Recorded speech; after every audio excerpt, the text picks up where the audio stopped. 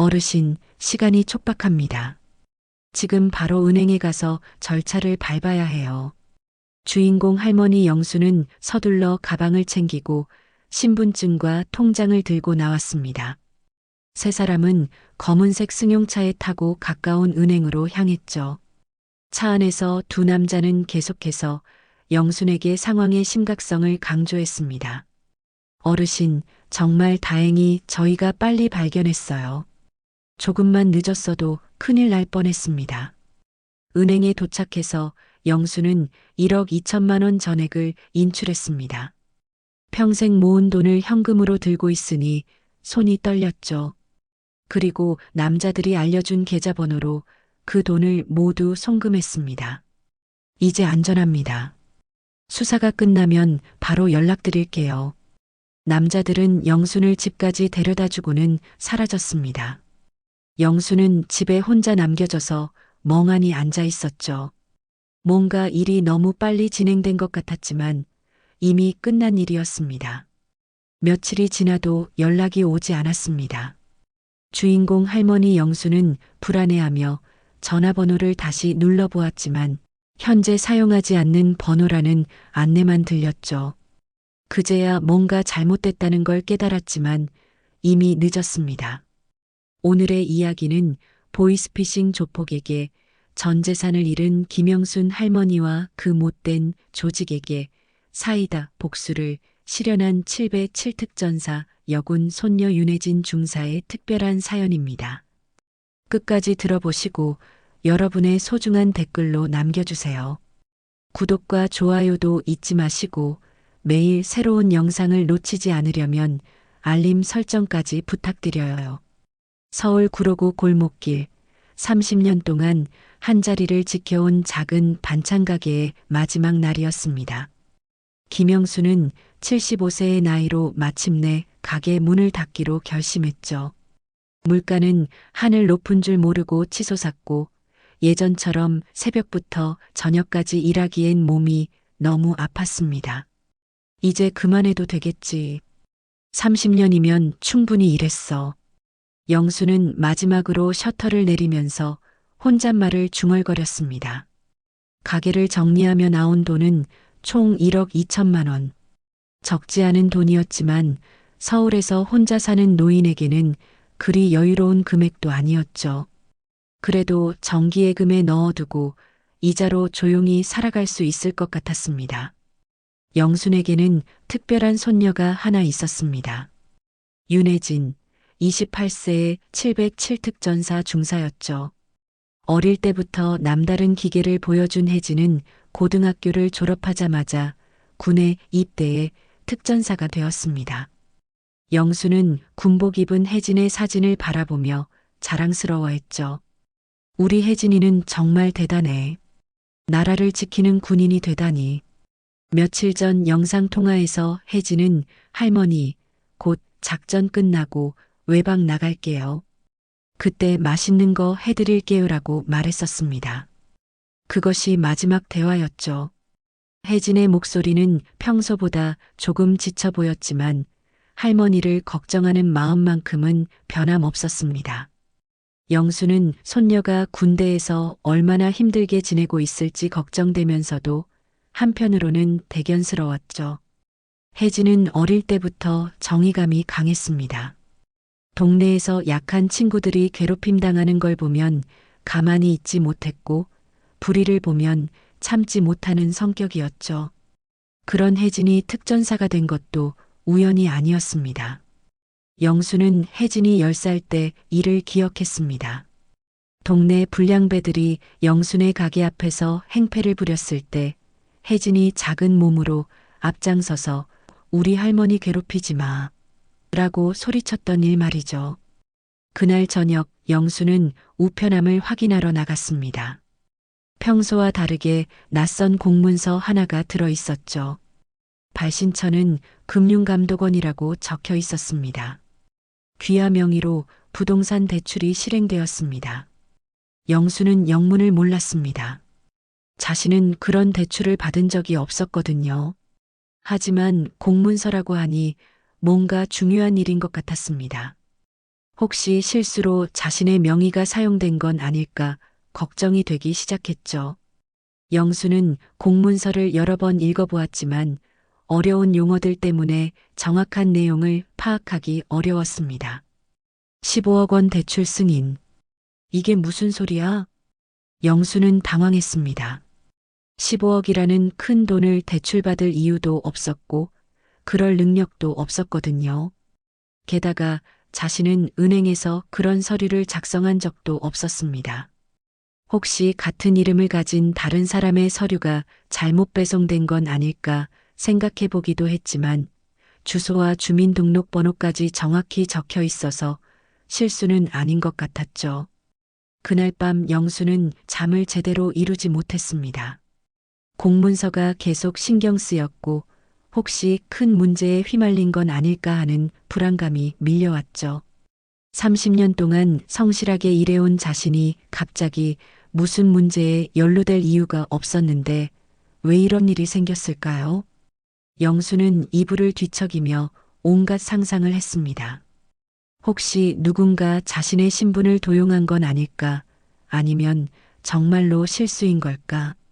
다음 날 아침, 영수는 일찍 일어나 아침을 준비했습니다. 평소보다 식욕도 없었고 마음이 무거웠죠. 혜진에게 전화해서 상의해 볼까도 생각했지만 작전 중이라고 했으니 방해하고 싶지 않았습니다. 게다가 아직 정확히 무슨 일인지도 모르는 상황이었으니까요. 혜진은 항상 영순의 걱정거리를 자신의 일처럼 여겼기 때문에 괜한 걱정을 끼치고 싶지 않았습니다. 영수는 공문서를 다시 한번 자세히 읽어보았습니다. 어려운 용어들이 많아서 정확한 의미를 파악하기는 어려웠지만 분명한 것은 자신의 이름으로 뭔가 일이 벌어지고 있다는 것이었죠. 그리고 그 일이 좋은 일은 아닐 거라는 직감이 들었습니다. 영수는 평생 남에게 피해를 주지 않고 성실하게 살아왔는데 이런 일이 생기다니 억울했습니다. 오전 10시쯤 집 전화가 울렸습니다. 영수는 평소와 다른 긴장감을 느끼며 전화를 받았죠. 전화벨 소리가 평소보다 크게 들렸고 뭔가 중요한 일이 벌어질 것 같은 예감이 들었습니다. 여보세요. 김영순 어르신 되시죠? 전화기 너머로 들려오는 목소리는 차분하면서도 권위적이었습니다. 영수는 긴장한 채로 대답했죠. 네, 맞습니다만. 안녕하세요. 서울중앙지검 부동산 사기 전담반 김수사관입니다. 어르신께 급하게 연락드릴 일이 있어서요. 영순의 심장이 빠르게 뛰기 시작했습니다. 검찰에서 전화가 오다니 어제 받은 공문서와 관련이 있는 것 같았죠. 수사관이라고 하니 뭔가 중대한 일이 벌어진 것 같았습니다. 어르신 명의로 15억 원짜리 부동산 대출이 불법적으로 실행되었습니다. 현재 수사를 진행 중인데 어르신은 완전한 피해자입니다. 예, 15억이요? 전 그런 대출 받은 적이 없어요. 영순의 목소리가 떨렸습니다. 어제 공문서에서 본 그 금액이 맞았던 거죠. 15억이라는 돈은 영순에게는 상상할 수도 없는 큰 금액이었습니다. 물론입니다. 어르신께서 직접 하신 게 아니라 누군가 어르신의 신분을 도용해서 불법 대출을 받은 겁니다. 다행히 저희가 빨리 발견해서 아직 법적 조치 전입니다. 수사관의 말에 영수는 조금 안도했습니다. 자신이 직접 한 일이 아니라는 걸 알아주니 다행이었죠. 하지만 동시에 불안감도 커졌습니다. 누군가 자신의 이름을 도용했다는 사실이 무서웠거든요. 그럼 전 어떻게 해야 하나요? 저는 정말 아무것도 모르는데 지금 상황이 매우 심각합니다. 범죄 조직에서 어르신 명의로 여러 건의 사기를 저지르고 있어요. 이미 다른 금융기관에서도 대출이 진행되고 있고 어르신이 가해자로 오해받을 수도 있습니다. 영수는 점점 더 무서워졌습니다. 자신이 범죄자로 몰릴 수도 있다는 말에 머릿속이 하얘졌죠. 평생 정직하게 살아온 자신이 갑자기 범죄자 취급을 받는다니 상상만 해도 끔찍했습니다. 그런데 왜 하필 제가? 저는 조용히 살았는데 노인분들을 주로 타겟으로 하는 조직입니다. 신분증 사본이나 개인정보가 어디선가 유출됐을 가능성이 높아요. 어르신, 최근에 어디서 신분증을 사용하신 적 있으신가요? 영수는 생각해보니 가게를 정리하면서 여러 곳에서 서류를 작성했던 기억이 났습니다. 은행에서도 가고 보험회사에서도 갔었죠. 그때마다 신분증을 제시하고 복사도 여러 번 했었습니다. 가게 정리하면서 여기저기 다녔는데 은행도 가고 보험회사도 가고 그럼 그때 정보가 유출됐을 가능성이 있습니다. 요즘 이런 범죄가 정말 많아졌어요. 어르신, 지금 상황이 시급합니다. 범죄 조직에서 어르신 계좌까지 노리고 있어요. 영순의 가슴이 철렁 내려앉았습니다. 1억 2천만 원, 평생 모은 돈이 위험에 처했다는 생각에 패닉 상태가 되었죠. 그 돈은 영순에게 있어서 생명줄과 같았거든요. 제 돈도 위험한가요? 제가 평생 모은 돈인데. 현재 어르신 계좌가 범죄 수익 은닉 계좌로 지목될 위험이 있습니다. 그렇게 되면 계좌가 동결되고 돈을 찾을 수 없게 돼요. 심하면 몇 년씩 묶일 수도 있습니다. 하지만 방법이 있습니다. 방법이요? 정말요? 영순의 목소리에는 절망감과 희망이 동시에 담겨 있었습니다. 수사관의 말 한마디 한마디가 영순에게는 생사를 가르는 중요한 정보였죠. 수사 과정에서 어르신 자금의 안전성을 확인해야 합니다. 임시로 검찰에서 관리하는 안전계좌로 옮겨서 자금 출처를 조사한 후 깨끗하다는 게 확인되면 바로 돌려드립니다. 영수는 혼란스러웠습니다. 검찰에서 하는 말이니 틀린 건 아닐 텐데 뭔가 이상한 느낌도 들었거든요. 하지만 자신보다 훨씬 똑똑한 사람들이 하는 말이니 맞을 거라고 생각했습니다. 그런데 그런 절차가 정말 있나요? 제가 잘 몰라서. 평생 이런 일은 처음이라. 어르신, 이건 기밀 수사입니다. 범죄 조직에 알려지면 안 되기 때문에 일반적인 절차와는 다릅니다. 지금 이 통화도 녹음되고 있고 모든 과정이 공식적으로 기록됩니다. 수사관의 목소리가 점점 더 급해졌습니다. 그 급박함이 영순에게도 전해져서 정말 시급한 상황인 것 같았죠. 어르신, 시간이 별로 없어요. 오늘 오후까지 조치를 취하지 않으면 계좌 동결 명령이 내려질 수 있습니다. 그렇게 되면 저희도 도와드릴 수 없어요. 법원 명령이라서요. 영수는 점점 더 초조해졌습니다. 평생 모은 돈을 잃을 수도 있다는 생각에 판단력이 흐려지기 시작했죠. 법원 명령이라는 말까지 나오니 더욱 믿을 수밖에 없었습니다. 그럼 어떻게 하면 되나요? 제가 뭘 해야 하나요? 곧 저희 직원 2명이 어르신 댁으로 찾아갈 겁니다. 신분증과 필요 서류를 가져갈 테니까 함께 은행에 가서 안전계좌로 이체하시면 됩니다. 직접 오신다고요? 정말 검찰에서요? 네, 이런 중요한 일은 직접 처리해야 합니다. 1시간 후에 도착할 예정이니까 준비해 두세요. 그리고 어르신, 이 일은 절대 다른 사람에게 말씀하시면 안 됩니다. 수사에 방해가 될 수 있고 범죄자들이 눈치챌 수도 있어요. 영수는 혜진에게 연락해 볼까 했지만 수사관의 말에 망설여졌습니다.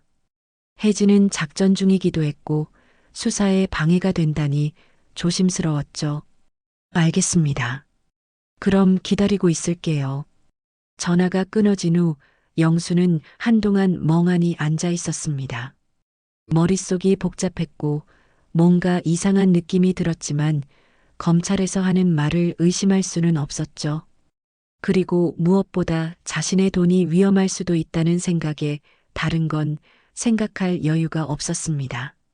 1시간 후 정말로 정장을 입은 남자 2명이 영순의 집을 찾아왔습니다. 정장을 입은 두 남자가 영순의 현관문을 두드렸습니다. 영순은 떨리는 손으로 문을 열었죠. 김영순 어르신이시죠? 서울중앙지검에서 나왔습니다. 앞서 선 남자가 검은색 가죽 지갑에서 신분증을 꺼내 보여주었습니다. 영수는 자세히 볼 겨를도 없이 고개를 끄덕였죠. 검찰이라니 평생 처음 보는 사람들이었지만 뭔가 위압적인 분위기가 있었습니다. 어르신, 시간이 촉박합니다. 지금 바로 은행에 가서 절차를 밟아야 해요. 영수는 서둘러 가방을 챙기고 신분증과 통장을 들고 나왔습니다. 세 사람은 검은색 승용차에 타고 가까운 은행으로 향했죠. 차 안에서 두 남자는 계속해서 영순에게 상황의 심각성을 강조했습니다. 어르신, 정말 다행히 저희가 빨리 발견했어요. 조금만 늦었어도 큰일 날 뻔했습니다. 은행에 도착해서 영수는 1억 2천만 원 전액을 인출했습니다. 평생 모은 돈을 현금으로 들고 있으니 손이 떨렸죠. 그리고 남자들이 알려준 계좌번호로 그 돈을 모두 송금했습니다. 이제 안전합니다. 수사가 끝나면 바로 연락드릴게요. 남자들은 영순을 집까지 데려다 주고는 사라졌습니다. 영순은 집에 혼자 남겨져서 멍하니 앉아 있었죠. 뭔가 일이 너무 빨리 진행된 것 같았지만 이미 끝난 일이었습니다. 며칠이 지나도 연락이 오지 않았습니다. 영수는 불안해하며 전화번호를 다시 눌러보았지만 현재 사용하지 않는 번호라는 안내만 들렸죠. 그제야 뭔가 잘못됐다는 걸 깨달았지만 이미 늦었습니다. 일주일 후 휴가를 나온 혜진이 할머니 집에 도착했습니다. 평소 같으면 맛있는 음식 냄새가 풍겼을 텐데 집안은 이상하게 조용했죠. 할머니, 집에 계세요? 혜진이 문을 열고 들어서자마자 뭔가 이상함을 느꼈습니다. 집안 공기가 차갑고 평소와 다른 분위기였거든요. 냉장고를 열어보니 텅 비어 있었고 가스도 끊어져 있었습니다. 할머니, 혜진이 다급하게 방으로 들어가니 영순이 이불을 뒤집어 쓰고 누워 있었습니다. 평소 활기찬 모습과는 전혀 달랐죠. 할머니, 무슨 일이에요? 왜 이렇게 계세요? 혜진아, 와줘서 고마워. 영순의 목소리는 힘이 없었습니다. 혜진은 할머니의 손을 잡았는데 평소보다 훨씬 말랐고 차가웠죠. 할머니, 밥은 드셨어요? 약은요? 약, 다 떨어졌어. 밥도 별로 안 먹었지. 혜진은 심상치 않음을 느꼈습니다. 할머니가 이렇게 된 데는 분명한 이유가 있을 거라고 생각했죠. 할머니, 뭔 일 있으셨어요? 저한테 말씀해 주세요. 영수는 한참 동안 입을 열지 않았습니다. 혜진에게 말하면 혜진까지 위험에 빠질까봐 무서웠거든요. 그 사람들이 절대 누구에게도 말하지 말라고 했던 말이 계속 머릿속에 맴돌았습니다. 할머니, 저 특전사예요. 무슨 일이든 해결할 수 있어요. 말씀해 주세요. 혜진의 간절한 목소리에 영수는 결국 모든 걸 털어놓기 시작했습니다. 공문서를 받은 것부터 검찰에서 전화가 온 것, 그리고 돈을 모두 송금한 것까지 모든 상황을 설명했죠. 할머니, 그게 다 사기였어요. 혜진의 얼굴이 굳어졌습니다. 부대에서도 종종 들었던 보이스피싱 수법이었거든요. 특히 노인들을 대상으로 한 부동산 관련 사기가 최근 많이 발생하고 있다는 브리핑을 받은 적이 있었습니다. 진짜 검찰에서 그런 식으로 연락하지 않아요. 절대로 돈을 옮기라고 하지도 않고요. 영수는 자신이 속았다는 걸 확실히 깨달았지만 이미 돌이킬 수 없었습니다. 평생 모은 돈이 모두 사라진 거였죠. 혜진아, 할머니가 너무 바보였지? 이제 너한테도 피해가 갈까봐. 할머니, 절대 그런 말씀하지 마세요. 할머니 잘못이 아니에요. 혜진은 분노가 치밀어 올랐습니다. 선량한 할머니를 이렇게 속인 놈들이 용서되지 않았죠. 전투복 대신 노트북을 꺼내며 말했습니다. 할머니, 저 지금부터 그놈들 찾을 거예요. 끝까지 쫓아서 할머니 돈 다시 찾을게요. 혜진아, 위험하지 않을까? 그 사람들이 무서운 사람들 같던데. 할머니, 제가 누군지 잊으셨어요? 707특 전사예요. 누구든 건드리면 후회하게 만들 거예요. 혜진의 눈빛이 달라졌습니다. 평소 온화한 손녀가 아니라 훈련받은 군인의 모습이었죠. 노트북을 켜고 인터넷 검색을 시작했습니다. 할머니가 받으신 전화번호, 계좌번호, 그 사람들 특징 모두 기억나시는 대로 말씀해 주세요. 영수는 기억나는 모든 정보를 혜진에게 알려주었습니다. 혜진은 그 정보들을 바탕으로 수사를 시작했죠. 부대에서 배운 정보 수집 기술을 활용해서 하나씩 단서를 찾아나갔습니다. 몇 시간의 수색 끝에 혜진은 놀라운 사실을 발견했습니다. 사기에 사용된 계좌와 전화번호가 최근 여러 건의 유사 사기 사건과 연결되어 있었던 거죠. 할머니, 이놈들 조직적으로 범죄를 저지르고 있어요. 그런데 제가 더 깊이 파보니까 혜진의 표정이 더욱 굳어졌습니다. 화면에 나타난 정보를 보고 경악했거든요. 혜진의 손가락이 키보드 위에서 빠르게 움직였습니다. 화면에는 여러 개의 창이 열려 있었고 각종 데이터와 정보들이 복잡하게 얽혀 있었죠. 부대에서 배운 정보 분석 기술을 총동원해서 사기범들의 흔적을 추적하고 있었습니다. 할머니, 이 계좌번호로 수십 건의 피해 신고가 들어와 있어요. 모두 비슷한 수법이고요. 영수는 혜진 옆에 앉아서 걱정스럽게 지켜보고 있었습니다. 손녀가 위험한 일에 휘말릴까봐 불안했지만 동시에 든든하기도 했죠. 그런데 이상한 게 있어요. 이 번호들이 모두 같은 지역에서 개통됐어요.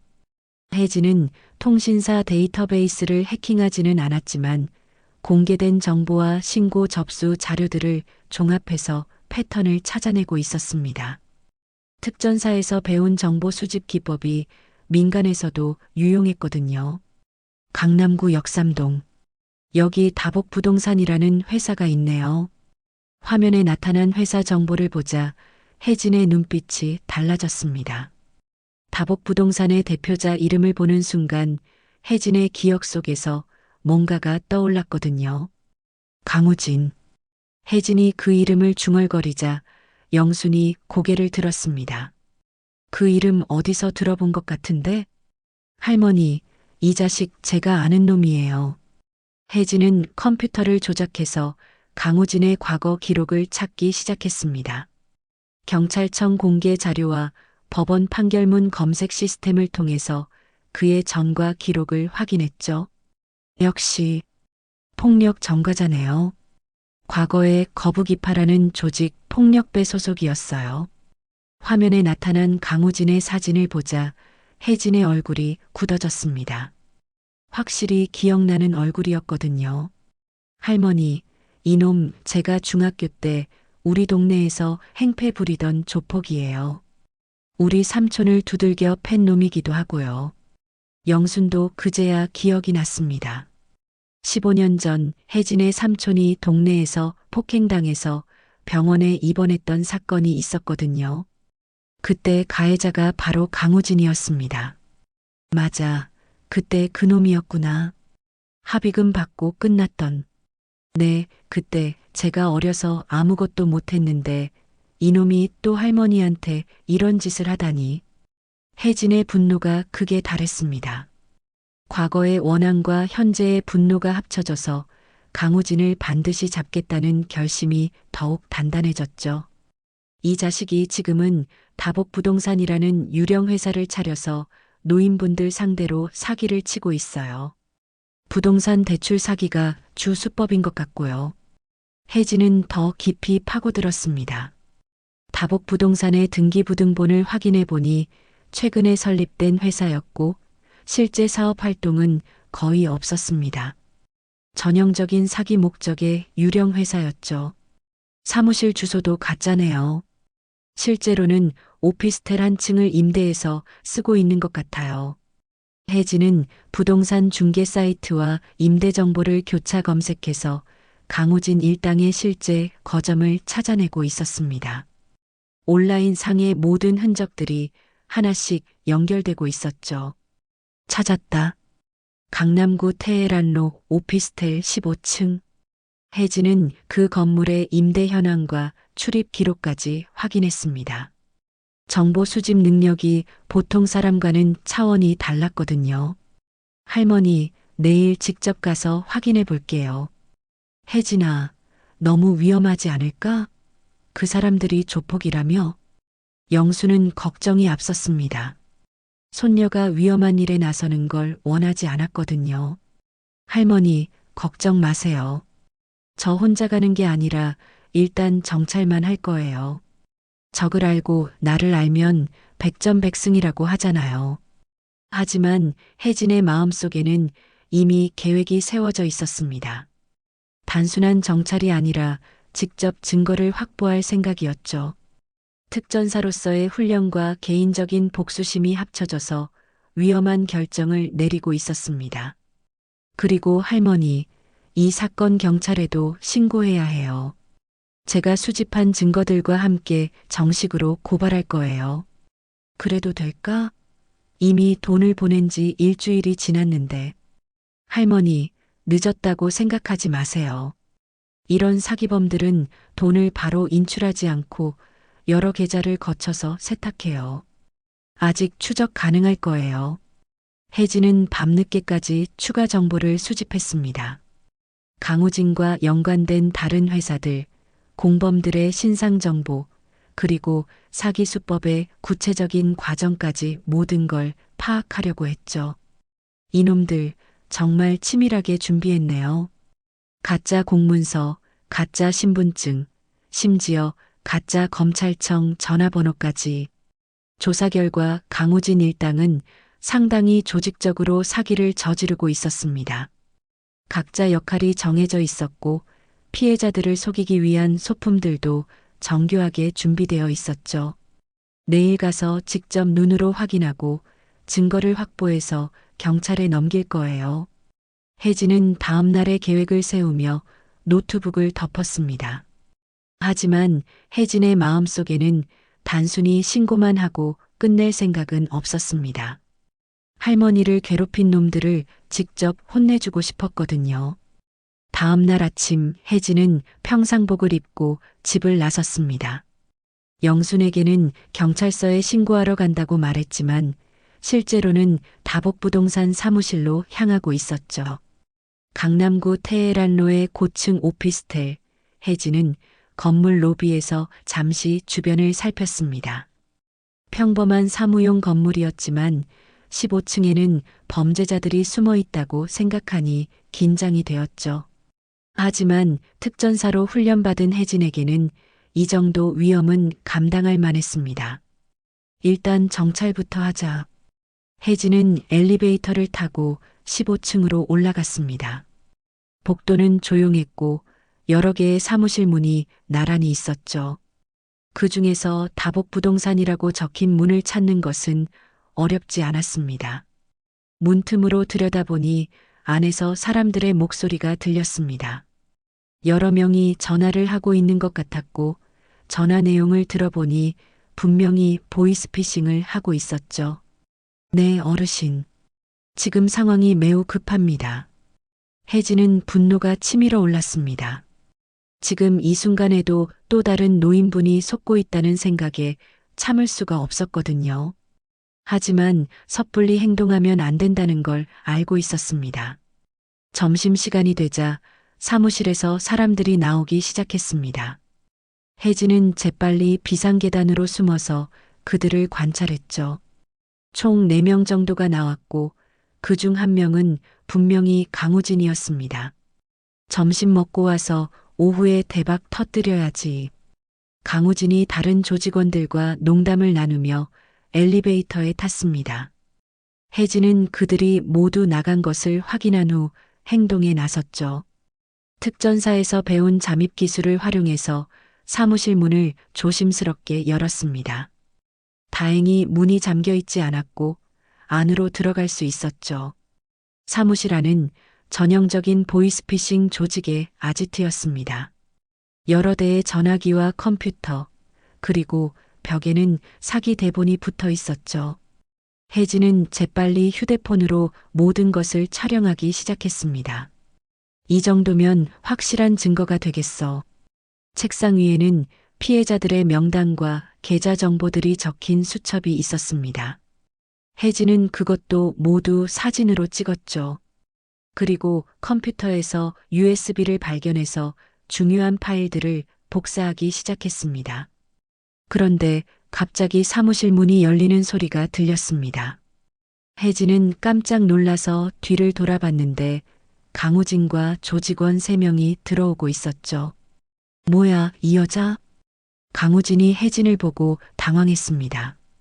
예상치 못한 침입자였거든요. 잠깐, 너 혹시 윤혜진 아니야? 강우진이 혜진을 자세히 보더니 기억해냈습니다.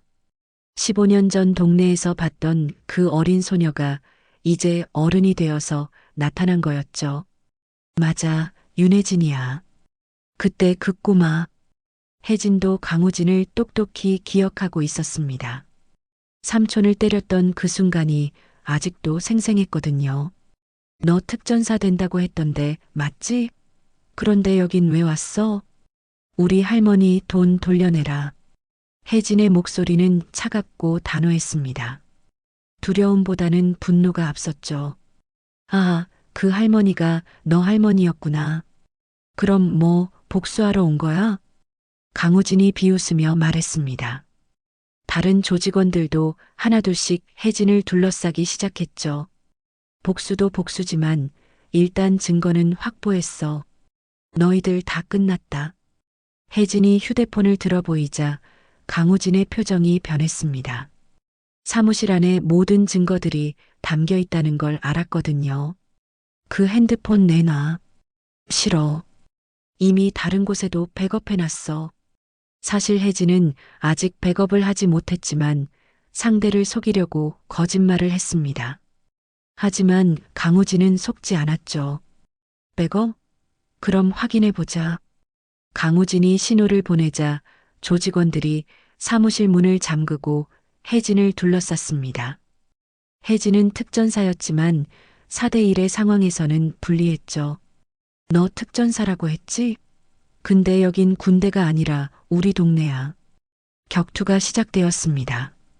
혜진은 특전사에서 배운 격투기를 발휘해서 맞서 싸웠지만 수적 열세를 극복하기는 어려웠죠. 게다가 좁은 사무실 공간에서는 제대로 된 움직임이 제한되었습니다. 이 여자 생각보다 세네. 조직원 중 한 명이 혜진의 발차기에 맞아서 비틀거렸습니다. 하지만 나머지 3명이 동시에 달려들자 혜진도 결국 제압당했죠. 끝까지 버티네. 역시 군인 출신이야. 혜진의 팔이 뒤로 묶이고 입에는 테이프가 붙었습니다. 휴대폰도 빼앗겼죠. 하지만 혜진은 포기하지 않았습니다. 손목에 차고 있던 작은 펜던트를 몰래 작동시켰거든요. 이 펜던트가 뭐야? 그냥 액세서리 아닌가? 강우진은 펜던트를 자세히 보지 않고 그냥 놔뒀습니다. 하지만 그 펜던트는 특전사에서 지급받은 긴급 위치 추적 장치였죠. 작동시키면 부대로 자동으로 SOS 신호가 전송되는 시스템이었습니다. 일단 이 여자를 어디 안전한 곳에 가둬두자. 강우진 일당은 혜진을 건물 지하의 창고로 끌고 갔습니다. 음습하고 어두운 곳이었죠. 혜진은 의자에 묶인 채로 갇혔습니다. 너 때문에 우리 계획이 꼬였어. 어떻게 할까? 강우진이 혜진 앞에서 위협적으로 말했습니다. 하지만 혜진의 눈빛은 굽히지 않았죠. 그 시각 혜진의 SOS 신호를 받은 707 특전사 부대에서는 긴급 상황실이 가동되고 있었습니다. 혜진의 위치가 추적되고 있었고 구조작전이 준비되고 있었죠. 그 시각 집에서 영수는 불안한 마음으로 텔레비전을 보고 있었습니다. 혜진이 아침에 나간 지 몇 시간이 지났는데 연락이 없어서 걱정이 되었거든요. 평소 같으면 중간중간 안부 전화라도 했을 텐데 말이죠.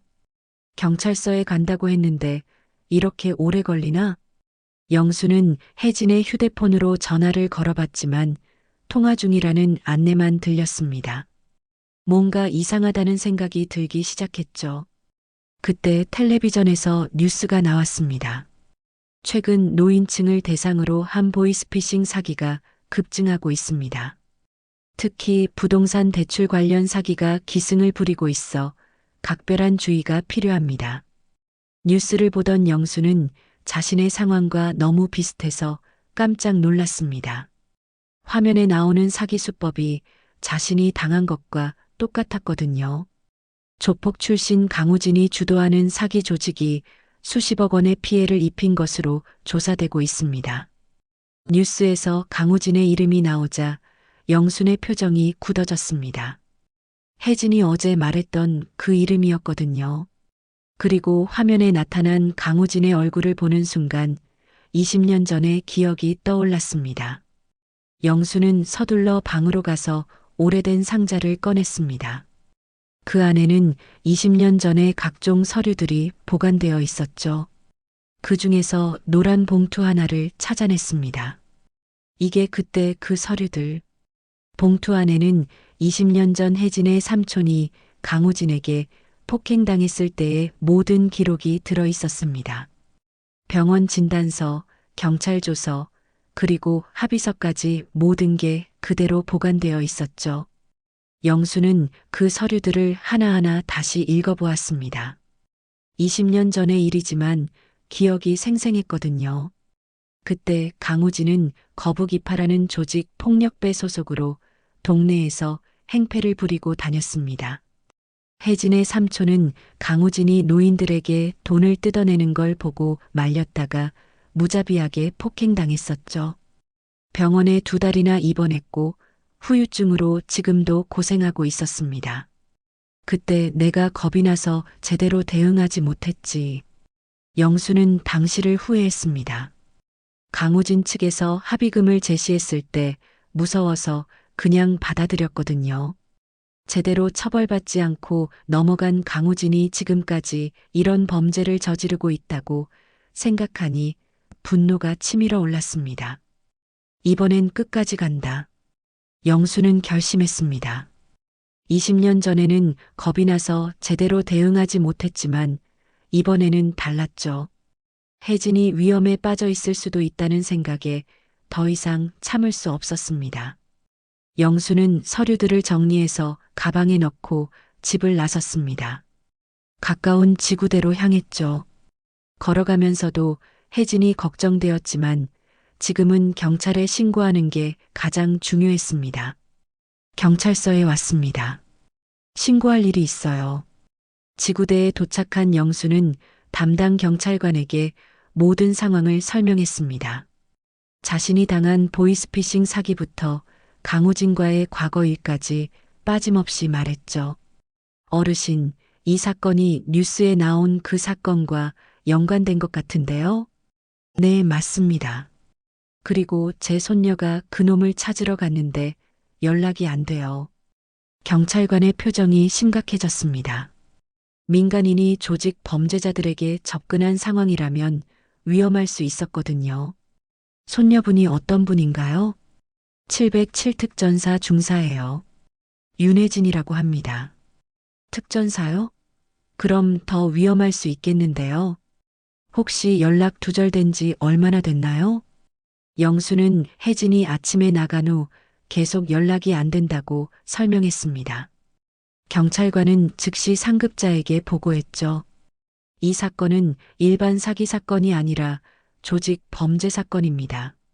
그리고 현역 군인이 연루되어 있으니 군 당국과도 협조해야겠네요. 경찰서에서는 즉시 강력팀과 조직범죄 수사팀의 상황을 보고했습니다. 그리고 707특전사 부대에도 연락을 취했죠. 혹시 윤혜진 중사가 오늘 휴가 나간 건 맞나요? 지금 민간에서 실종 신고가 들어왔는데요. 707 특전사 부대에서는 이미 혜진의 SOS 신호를 받고 상황을 파악하고 있었습니다. 혜진의 위치가 강남구 테헤란로 일대라는 것도 확인된 상태였죠. 지금 저희도 긴급 상황으로 파악하고 있습니다. 곧 구조작전에 들어갈 예정입니다. 경찰과 군 당국이 공조 수사에 들어가기로 결정되었습니다. 강우진 일당은 단순한 사기범이 아니라 조직 폭력배 출신의 위험한 범죄자들이었고 현역 군인이 인질로 잡혀 있을 가능성이 높았거든요. 어르신, 걱정 마세요. 저희가 손녀분 꼭 구출해 드릴게요. 하지만 영순의 걱정은 끝나지 않았습니다. 혜진이 무사할지, 그리고 강우진 일당이 또 다른 범죄를 저지르지는 않을지 불안했거든요. 제발 혜진이가 무사하기를. 영수는 간절히 기도했습니다.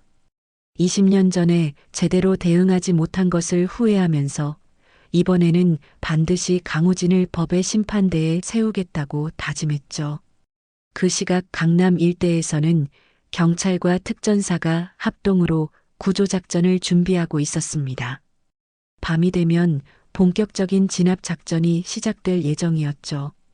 밤 11시 강남구 테헤란로 일대가 조용히 봉쇄되기 시작했습니다.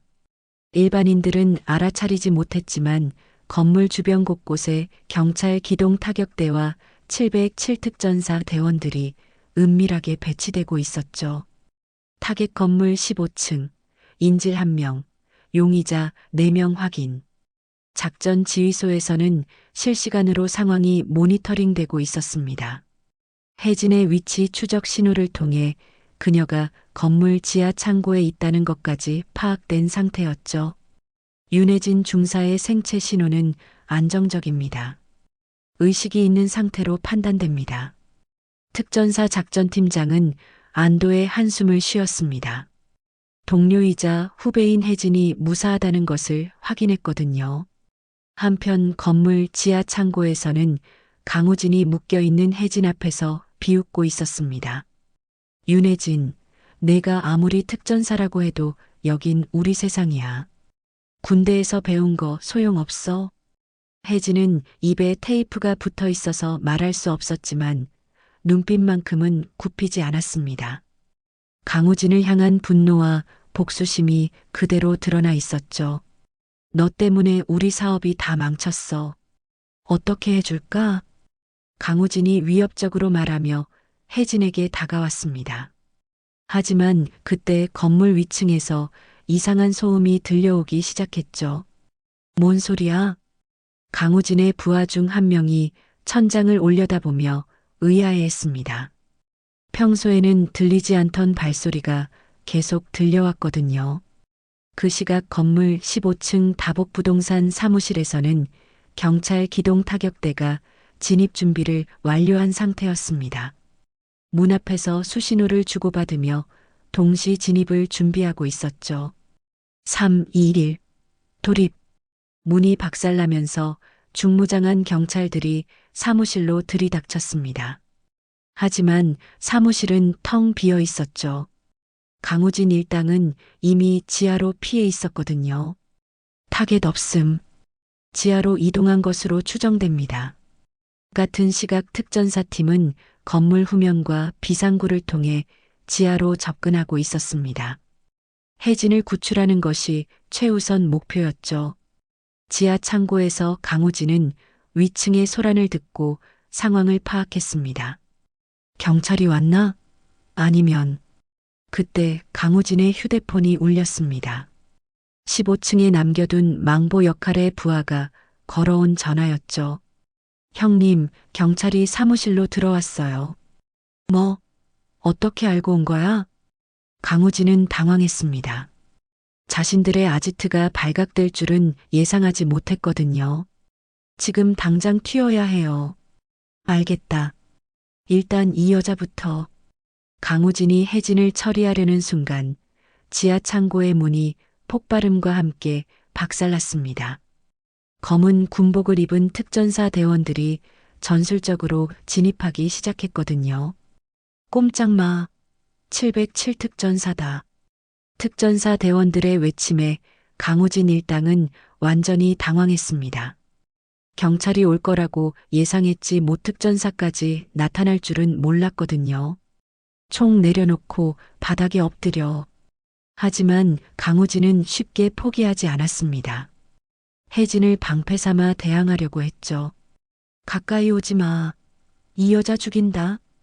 그 순간 바닥에 묶여있던 혜진이 몸을 뒤틀면서 강우진의 다리를 걸어 넘어뜨렸습니다. 특전사에서 배운 제압수를 순간적으로 사용한 거였죠. 지금이야. 특전사 대원들이 일제히 달려들어 강우진을 제압했습니다. 나머지 조직원들도 저항할 틈도 없이 모두 붙잡혔죠. 혜진의 손목과 입을 묶었던 테이프가 제거되자 혜진은 즉시 일어나서 강우진에게 다가갔습니다. 야, 강우진. 혜진의 목소리는 차갑고 분노에 차 있었습니다. 바닥에 제압당한 강우진이 고개를 들어 혜진을 바라봤죠. 이건 군인으로서가 아니라 손녀로서 하는 일이야. 혜진이 강우진의 턱을 주먹으로 한 대 후려쳤습니다. 20년 전 삼촌을 때린 것에 대한 복수이자 할머니를 속인 것에 대한 응징이었죠. 으악! 강우진이 비명을 지르며 바닥에 쓰러졌습니다. 혜진의 주먹에는 특전사의 모든 훈련이 담겨 있었거든요. 윤혜진 중사, 수고하셨습니다. 특전사 팀장이 혜진에게 다가와서 안부를 물었습니다. 혜진은 다행히 큰 부상은 없어 보였죠. 팀장님, 저는 괜찮습니다. 그보다 이놈들 증거 확보해야 해요. 혜진은 개인적인 감정보다 임무를 우선시했습니다. 강우진 일당을 완전히 처벌하기 위해서는 확실한 증거가 필요했거든요. 이미 15층 사무실에서 모든 증거를 압수했습니다. 컴퓨터, 서류, 피해자 명단까지 모든 게 확보됐어요. 경찰과 특전사의 합동작전은 완벽한 성공이었습니다. 강우진 일당은 전원 체포되었고 보이스피싱 조직의 모든 증거가 확보되었죠. 할머니께 연락드려야겠어요. 혜진은 가장 먼저 영순에게 안전하다는 소식을 전하고 싶었습니다. 할머니가 얼마나 걱정하고 있을지 뻔했거든요. 강우진 일당이 연행되는 모습을 지켜보며 혜진은 복잡한 심정이었습니다. 복수는 했지만 할머니의 돈을 되찾을 수 있을지는 아직 미지수였거든요. 강우진 일당이 체포된 지 일주일 후 검찰청에서는 대대적인 수사가 진행되고 있었습니다. 압수된 증거들을 분석한 결과 그들의 범죄 규모가 상상 이상으로 컸다는 사실이 밝혀졌거든요. 피해자가 총 200명이 넘고 피해 금액이 50억 원을 초과합니다. 검사는 수사 보고서를 보며 혀를 찼습니다. 강우진 일당이 1년 넘게 조직적으로 보이스피싱을 해온 결과였죠. 하지만 다행스러운 소식도 있었습니다.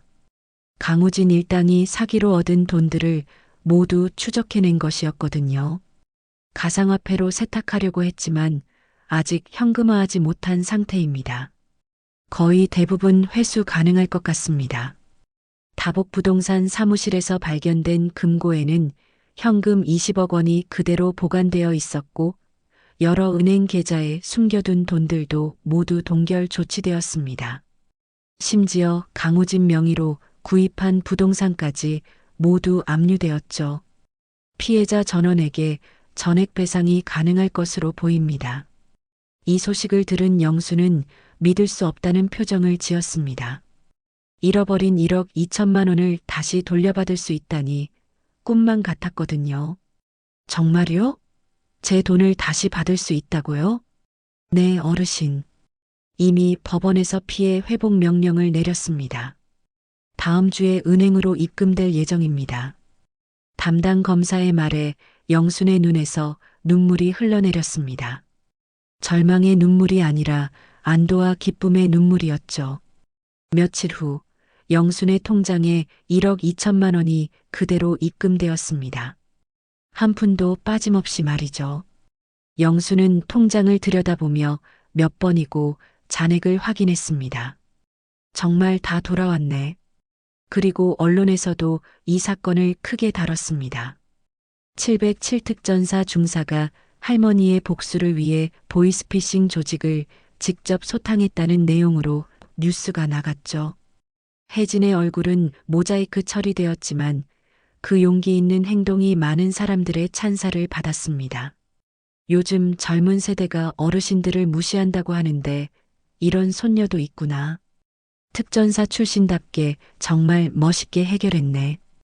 온라인에서는 혜진을 영웅으로 칭찬하는 댓글들이 쏟아졌습니다. 하지만 정작 혜진은 그런 관심보다는 할머니가 건강해지는 것이 더 중요했죠.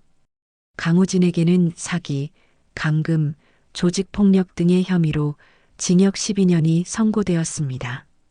나머지 조직원들도 각각 5년에서 8년의 실형을 받았죠. 이번에는 합의나 선처 없이 법대로 처벌받게 된 거였습니다. 20년 전에는 합의로 넘어갔지만 이번에는 확실히 응징받았네요. 법정에서 판결을 지켜본 영수는 뒤늦은 정의가 실현된 것 같아 시원했습니다.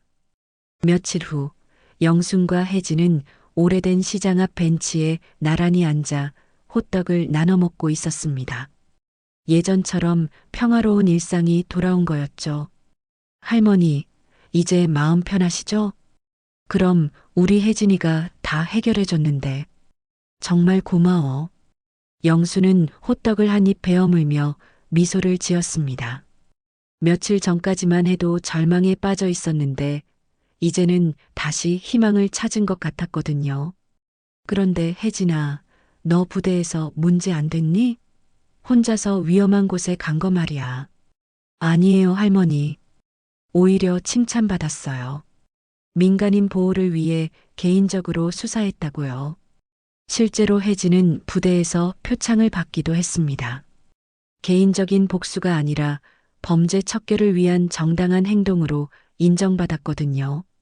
할머니, 이제 가게 다시 여실 생각 없으세요? 아이고, 나이가 나이인데 뭔 가게야. 이제 조용히 살 거야. 영수는 고개를 저었지만 예전보다 훨씬 활기찬 모습이었습니다. 돈을 되찾은 것도 기뻤지만 무엇보다 자존심을 되찾은 것이 더 컸거든요. 그런데 혜진아, 너 언제 결혼할 거야? 할머니가 이제 결혼식 비용도 도와줄 수 있는데. 할머니, 아직 이른 얘기예요. 저는 군 복무가 더 남았거든요. 두 사람은 웃으며 대화를 나눴습니다. 며칠 전의 위기가 거짓말 같았죠. 햇살이 따뜻하게 비추는 오후, 영수는 혜진의 손을 잡으며 말했습니다. 혜진아, 너 아니었으면 할머니 정말 끝이었을 거야. 돈보다도 사람들한테 바보 취급당하면서 살아야 했을 텐데. 할머니, 그런 말씀하지 마세요. 할머니가 저를 이렇게 키워주셨잖아요.